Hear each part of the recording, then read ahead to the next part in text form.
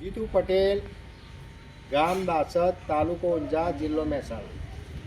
જીતુભાઈનું સરનામું તમને આપું છું. આજે દાસજ ગામમાં આવીને બ્રહ્માણી પરું કહેવાનું અને જીતુ પટેલ એટલે ગમે તે કોઈ પણ તમને મારું સરનામું અને ઘર તમને બતાવી દેશે.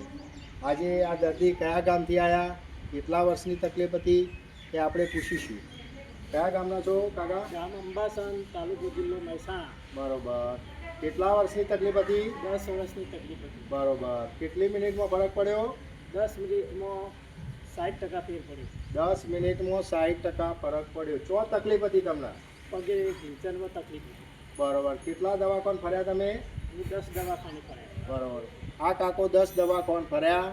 મીડિયાની માધ્યમથી મારો નંબર મળ્યો અને આજે એમનો નંબર આવ્યો.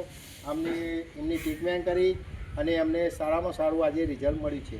બેન, તમને કેટલા વર્ષની તકલીફ હતી? મને 10 થી 12 વર્ષની. 10 થી 12 વર્ષની બેનને તકલીફ હતી અને કેટલી મિનિટમાં ફરક પડ્યો? 5 મિનિટમાં.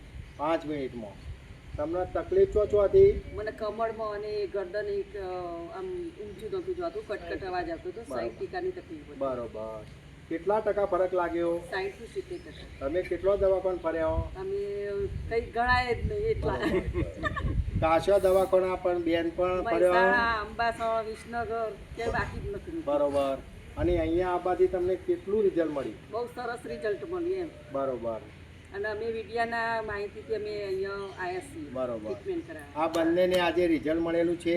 આવા કોઈ પણ હોય તો જીતુ પટેલ પાસે આવજો. જય હિન્દ, જય જય ભારત. ભારત.